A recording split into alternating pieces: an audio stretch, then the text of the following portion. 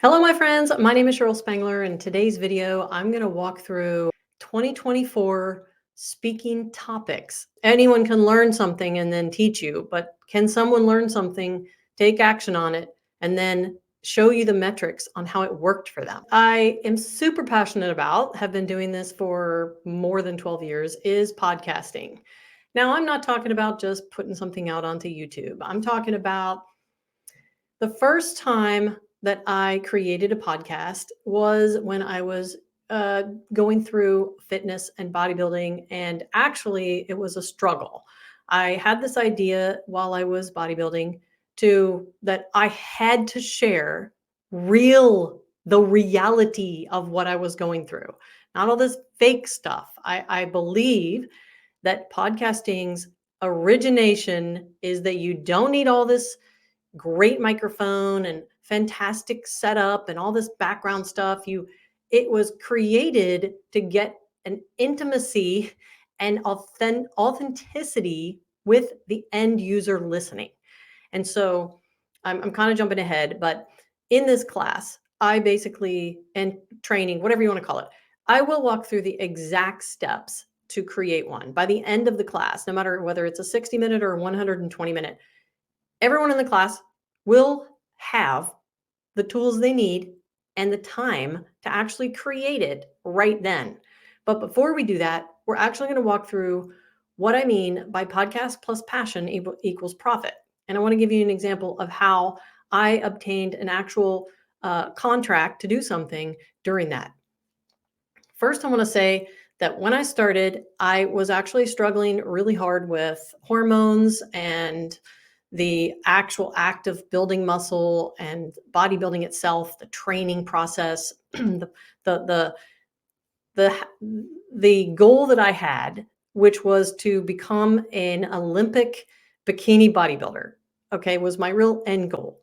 And I went through a 6-year transformation, switching coaches, finding the right thing. And in the process, somewhere along the way, I was like, I I need to share all the real details of what happens in the morning and how I feel midday, what I'm struggling with. And so I started this podcast. It's still there today. I'm going to do a share screen with you real quick. So this is now called Inspire Fit Life. And I'm sharing this story with you because this was the beginning of me starting a bunch of podcasts and where it led me and where it can lead you in your business. Whether you're just an individual or an entire company, this is powerful. There is a lack, by the way, of female podcasters. There is a need for more real, authentic podcasters. There's a need for people to stop doing it just because they were told to do it, but do it because you literally have something to share that people need to hear. And there's a group of people out there hurting, and you're going to help them. And that was kind of this.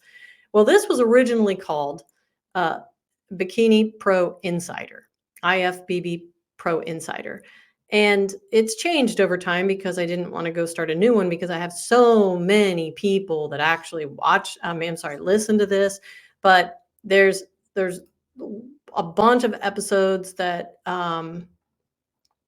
just I go through everything that I ever experienced, supplements, how I felt. If you're training right now to be a bodybuilder, whether it's in the NPC or the IFBB, which stands for International Federation of Bodybuilding, this would be a podcast I would say go back and listen to, because you can see I've got episodes back to 2018. They keep going further. I mean, it's on and on. And 2017, and it's a real my morning, what I experienced, what I went through, and also the treatment that you get, the struggle that you have in, I don't know, everything, building muscle, posing, everything else. But essentially, this is kind of what started it.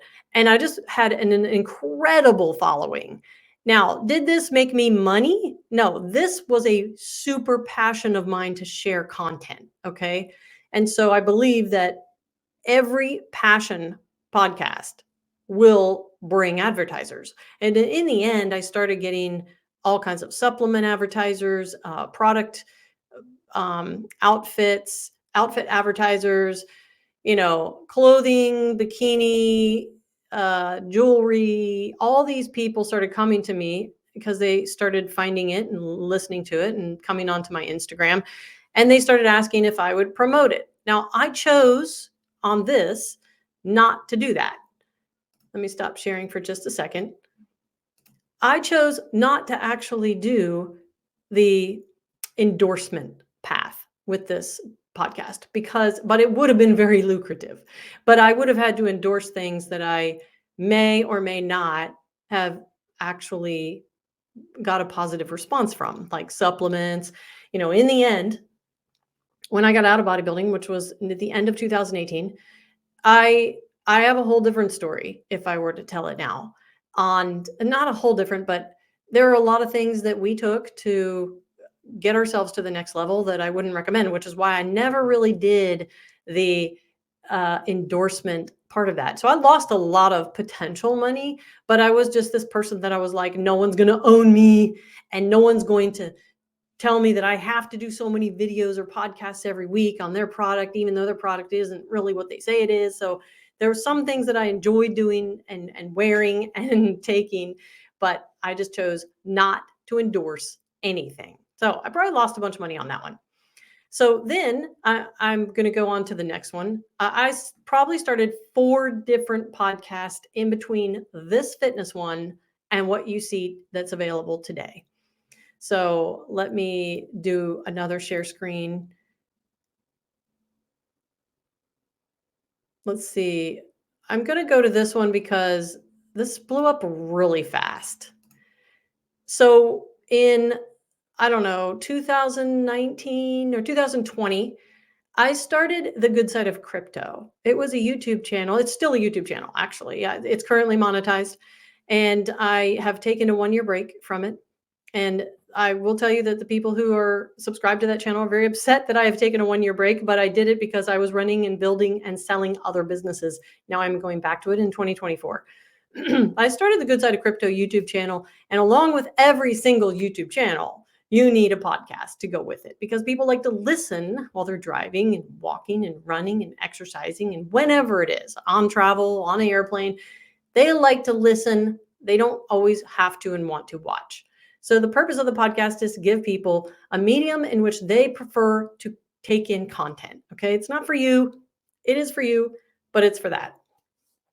And in this, I focus on virtual land and the idea of buying and renting and earning money on virtual land with virtual land. So again, it's buying, renting, and earning with virtual land. And we're talking about land in the metaverse. Yes. So it is about augmented reality and virtual reality and how businesses, again, I always keep the business focus. I don't get into like the gaming aspect of crypto metaverse stuff, but this started blowing up really fast. I mean, this was literally 2.5 years ago. And I was monetizable on YouTube within, no kidding, 4 months, which means I had, I don't know, over 1,000 subscribers, 4,000 watched hours, and just a good, reputation on YouTube. So it's still there, and I'm growing it. But I would basically, what happened with this one is that very quickly, real business owners realized that I wasn't out there promoting games, but instead, I was actually just talking about how businesses now and in the future can make money and will make money. I can guarantee you this, that the future of businesses marketing to consumers will be on virtual land. Okay. And so this is hard concept for people now because what you don't know is that companies, huge companies, all big companies, and I'm not going to name any because I don't want to be pigeonholed into like, oh, she promotes that company, are in the background spending millions, if not billions, creating an augmented reality experience marketing strategy. And so I know that this is something that's going to be in the future. And so this channel has just been like kind of ahead of its time a little bit.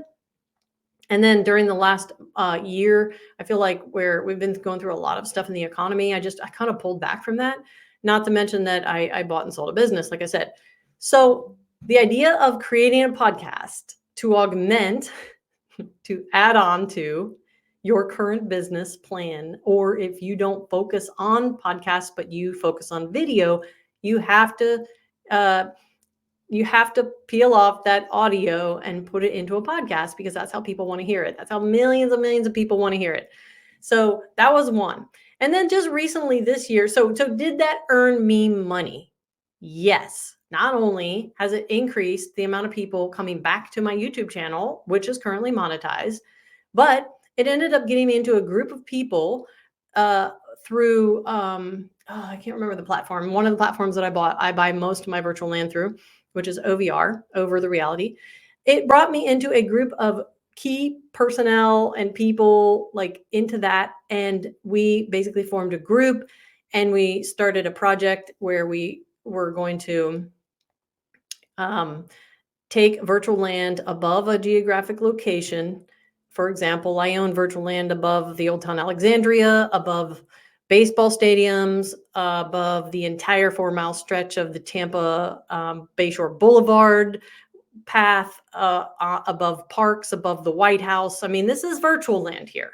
And the reason is because one day someone's going to want to show something related to their business to some physical person walking on that space, that geographic area. Someone's going to, thousands and thousands of people walk the White House lawn. And if you own the virtual land above it, you can show them some augmented reality experience on that physical space while they're walking by. The only question is, and the thing that's hindering this entire topic, is how they access the augmented reality experience. And so I know I'm getting like way off here, but this is very, very interesting stuff. And so this niche is something that people want to listen to in a podcast. So make it very, very specific. And so this absolutely is launching me into the future of virtual land and cryptocurrency. It's just something that I'm going to keep on and keep on about. So I cannot express enough how important and valuable a podcast is. So anyway, this whole training is to take a podcast plus your passion and make some profit from it. It's not just do it for fun, okay? You're going to make profit through advertising, through gaining some type of job, offer, contract, something through it, which has happened to me multiple times. And so I want to tell you another experience real quick, and then we're going to be done with this. What is this training about? It's about creating and building a podcast effectively, and the steps to do it A to Z. And no matter who you are, whether you're in the real estate industry or not, this is something that's going to be very, very valuable to you. And I can tell you that because it's happened to me over and over and over. So during COVID, when we basically were first told in the first 2 weeks, I believe March, you can correct me, but it was somewhere around, I don't know, March 17 or something. The first 2 weeks of lockdown, I was like, you know what I'm going to do? I'm going to sit at my kitchen table with my laptop, and I'm going to go live every single day for 2 weeks, and I'm going to offer free services to people. And I basically, every time I went live, I downloaded that audio, and I uploaded that audio to a podcast. Now that podcast I actually don't have active anymore, but it was called Enhancing Social Connectedness. And I posted that podcast one of those days where I was basically kind of doing a back and forth live stream on Facebook with people about their business, and are they prepared to take online payments, and do they have their business online because this lockdown could last a while. I was walking through how to do that and the steps to do that I had already done that for many, many other businesses, which is take someone who's an offline local business and put them online and make them automate things so that they can make money.